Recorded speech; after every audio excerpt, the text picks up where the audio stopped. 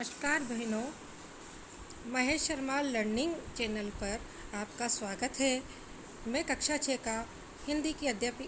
की हिंदी की अध्यापिका आपको आज बाल राम कथा का तीसरा चैप्टर पढ़ाने जा रही हूँ। दो वरदान। इससे पहले हमने पढ़ा कि किस तरह से अयोध्या नगरी में भगवान श्री राम का जन्म हुआ। वो 4 भाई थे, राम, लक्ष्मण, भरत और शत्रुघ्न। वहाँ से उन्हें चैप्टर 2 में हमने पढ़ा कि उन्हें गुरु विश्वामित्र राक्षसों का वध करने के लिए, अपना यज्ञ संपन्न करने के लिए लेकर गए थे और वहीं से वह जनकपुरी सीता स्वयंवर में उनको लेकर गए, जहाँ पर श्री राम ने शिव धनुष तोड़ा और माता सीता से विवाह संपन्न किया। उसके बाद जब वो वापस घर लौटे, अयोध्या लौट आए, उसी के आगे का चैप्टर है दो वरदान, पाठ 3। राजा दशरथ के मन में अब भी एक ही इच्छा बची थी, राम का राज्याभिषेक। उन्हें युवराज का पद देना। अयोध्या लौटने के बाद से ही उन्होंने राम को रामकाज में शामिल करना शुरू कर दिया था। राम ये जिम्मेदारी अच्छी तरह निभा रहे थे। उनकी विनम्रता, विद्वता और पराक्रम का लोहा सभी मानते थे। प्रजा उनको चाहती थी। दशरथ के लिए तो वो प्राणों से प्यारे थे ही। दरबार में राम का सम्मान निरंतर बढ़ रहा था। राजा दशरथ वृद्ध हो चले थे। मुनि वशिष्ठ से विचार विमर्श करने के बाद एक दिन उन्होंने दरबार में कहा, मैंने लंबे समय तक रामकाज चलाया, जैसा बन पड़ा। अब मेरे अंग शिथिल हो गए हैं, शिथिल यानी कमज़ोर हो गए हैं। मैं वृद्ध हो चला हूँ। मैं चाहता हूँ कि ये कार्यभार राम को सौंप दूँ। अगर आप सब सहमत हो तो राम को युवराज का पद दे दिया जाए। अगर आपकी राय इससे भिन्न है तो मैं उस पर भी विचार करने को तैयार हूँ। सभा में तुमुल ध्वनि से राजा दशरथ के प्रस्ताव का स्वागत किया। तुमुल ध्वनि यानी एक साथ हाथों को बजाकर, राम की ताली बजाकर राम की जय जयकार होने लगी। दशरथ थोड़ी देर तक सुनते रहे संतोष के साथ। उन्होंने कहा, शुभ काम में देरी नहीं होनी चाहिए। मेरी इच्छा है कि राम का राज्याभिषेक कल सुबह कर दिया जाए। ये समाचार पलक झपकते पूरे नगर में फैल गया। हर जगह बस यही चर्चा थी। राज्याभिषेक की तैयारियां शुरू हो गईं। भरत और शत्रुघ्न उस समय अयोध्या में नहीं थे। वो अपने नाना कैकेयी राज के यहाँ गए हुए थे। भरत जब भी अयोध्या लौटने की बात करते, नाना उन्हें रोक लेते। भरत को अयोध्या की घटनाओं की सूचना नहीं थी। उन्हें अपने पिता के निर्णय के संबंध में नहीं पता था। ये जानकारी भी नहीं थी कि अगले दिन राम का राज्याभिषेक होने वाला है। कैकेयी से एक दिन में भरत और शत्रुघ्न का आना संभव नहीं था। राजा दशरथ ने इस संबंध में राम से चर्चा की।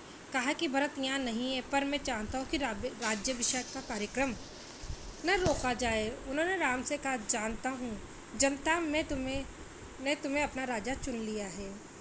तुम राजधर्म का पालन करना, कुल की मर्यादा की रक्षा कर अब तुम्हारे हाथ में है। राज्याभिषेक की तैयारियां रानी कैकेयी की दासी ने भी देखी। मंथरा ने शुरू में इस चहल पहल का कारण समझ में नहीं आया। उसने इसे कोई अन्य अनुष्ठान समझा। इतनी रौनक, इतनी सजावट, ऐसा कुछ उसने अन्य अनुष्ठानों में नहीं देखा था। उसे अचंभा हुआ। फिर उसने रानी कौशल्या की दासी से पूछा। उसे तब पता चला कि कल राम का राज्याभिषेक होने वाला है। यह उत्सव उसी का है। मंथरा जल भुन गई। राम का राज्याभिषेक उसे षड्यंत्र लगा। कैकेयी के विरुद्ध वह कैकेयी की दासी थी। बचपन से कैकेयी का हित उसके लिए सर्वोपरि था। मंथरा उसे अपना हित मानती थी। वह कैकेयी की मुँह लगी थी। रानी कैकेयी भी उससे बहुत मानती थी। क्रोध से आग बबूला होना यानी अत्यधिक गुस्सा करना। मंथरा रनिवास की ओर भागी। रनिवास जहाँ रानियों का निवास होता है। सीधे कैकेयी के कक्ष में वह हाँफ रही थी। क्रोध से चेहरा लाल था। भागने के कारण सांस उखड़ रही थी। उसने रानी कैकेयी को सोते हुए देखा। किसी तरह स्वयं को संभालते हुए मंथरा ने कहा, अरे मेरी मूर्ख रानी, उठ, तेरे भयानक विपदा आने वाली है। ये समय सोने का नहीं, होश में आओ। विपत्ति का पहाड़ टूटे इससे पहले जाग जाओ। रानी कैकेयी नींद से चौंक कर उठी। उन्हें मंथरा की बात समझ नहीं आई। बात क्या है? तुम इतनी घबराई क्यों हो? सब कुशल तो है? उन्होंने पूछा। कैसा कुशल, कैसा मंगल? सब मंगल होने वाला है। तुम्हारे सुखों का अंत। महाराज दशरथ ने कल राम का राज्याभिषेक करने का निर्णय लिया है। अब राम युवराज होंगे। ये तो बहुत शुभ समाचार है। कैकेयी ने प्रसन्नता से अपने गले का हार उतारकर मंथरा को दे दिया। मैं बहुत प्रसन्न हूँ। राम युवराज पद के लिए हर तरह से योग्य है। रानी, तुम्हारी बुद्धि फिर गई है, मति मारी गई है। सवाल राम की योग्यता का नहीं, राजा दशरथ के षड्यंत्र का है। तुम्हारे अधिकार छीनने का है। मंथरा ने हार दूर फेंकते हुए कहा। ये षड्यंत्र नहीं तो और क्या है? कल सुबह राज्याभिषेक है। भरत को जानबूझकर ननिहाल भेज दिया, समारोह के लिए बुलाया तक नहीं। कैकेयी का स्वर उग्र हो गया, उग्र यानी तेज हो गया। उन्होंने मंथरा को डांटते हुए कहा, राम के प्रति मेरा अगाध स्नेह है। अगाध है ना, अत्यधिक। ये वह मुझे माँ के समान समझते हैं।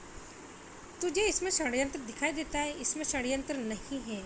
राम के बाद भरत ही राजा बनेंगे। राज सर्वदा ज्येष्ठ पुत्र को ही मिलता है, ज्येष्ठ यानी बड़े पुत्र को। मंथरा पर इस फटकार का कोई प्रभाव नहीं हुआ। उसके लिए यह दशरथ का षड्यंत्र था। वह रानी कैकेयी के पलंग पर बैठ गई, उनके बहुत निकट। कैकेयी के चेहरे की ओर देखते उसने कहा, तुम बहुत भली हो, नादान हो। तुम्हें आसन्न संकट नहीं दिखता। दुख की जगह प्रसन्नता होती है। इस बुद्धि पर किसी को भी तरस आएगा। समझो रानी, राम राजा बने तो तुम कौशल्य की दासी बन जाओगी। भरत राम के दास हो जाएंगे, वह राजा नहीं बनेंगे। राम के बाद अगला राजा राम का पुत्र होगा। अनर्थ को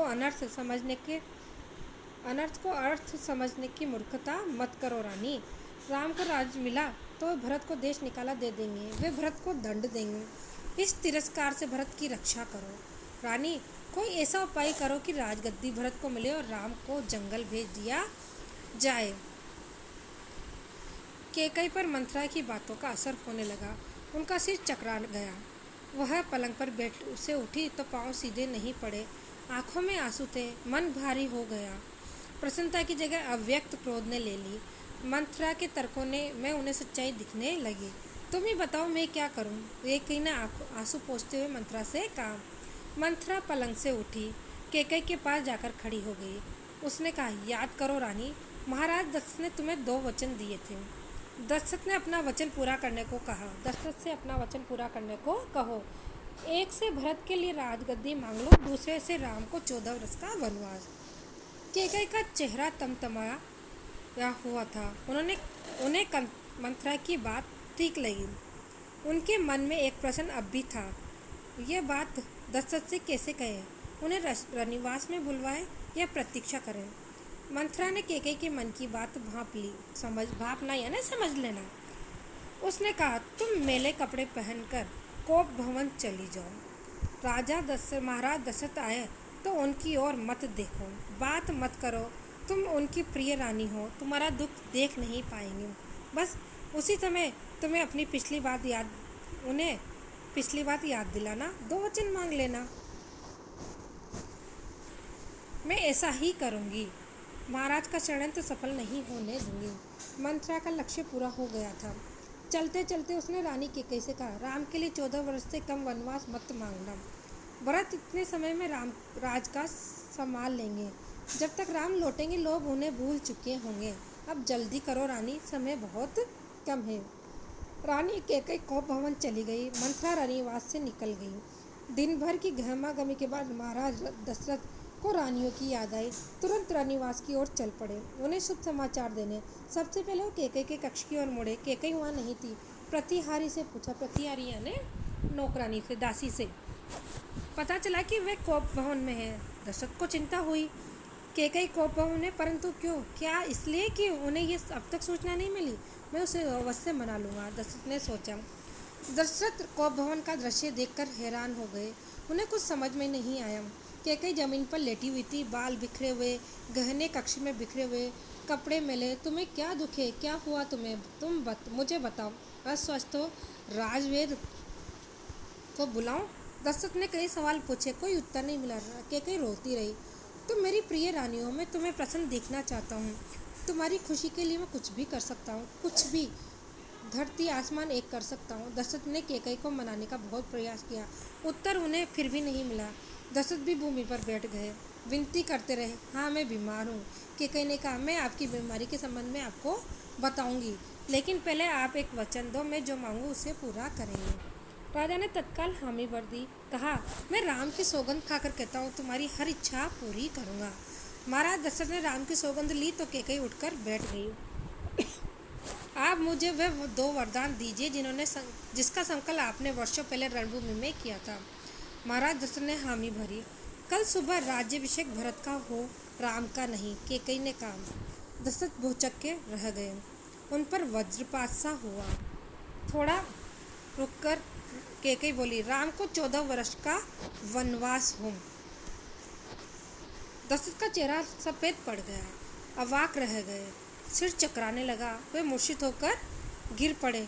कुछ देर में राजा को होश आए, कैकई की ओर देखा, बड़े कातर भाव से बोले, ये तुम क्या कह रही हो? मुझे विश्वास नहीं होता कि मैंने सही सुना है। कैकई अड़ी रही। दशरथ कैकई की मांग को अस्वीकार करते रहे, अनर्थ बताते रहे। तब कैकई ने अंतिम हथियार चलाया, अपने वचन से पीछे हटना रघुकुल का अनादर है। आप चाहे तो ऐसा कर सकते हैं, पर तब आप दुनिया को मुंह दिखाने योग्य नहीं रहेंगे।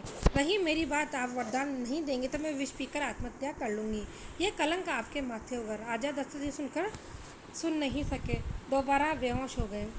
रात भर बेसुध पड़े रहे। बीच बीच में होश आता, वह कैकई को समझाते, गिड़गिड़ाते, धमकाते, डराते, पर कैकई ठस से मस नहीं हुई। सारी रात इसी तरह बीत गई। इस तरह से रानी कैकई ने महाराजा दशरथ से अपने दोनों वचनों को पूरा करवाया। धन्यवाद।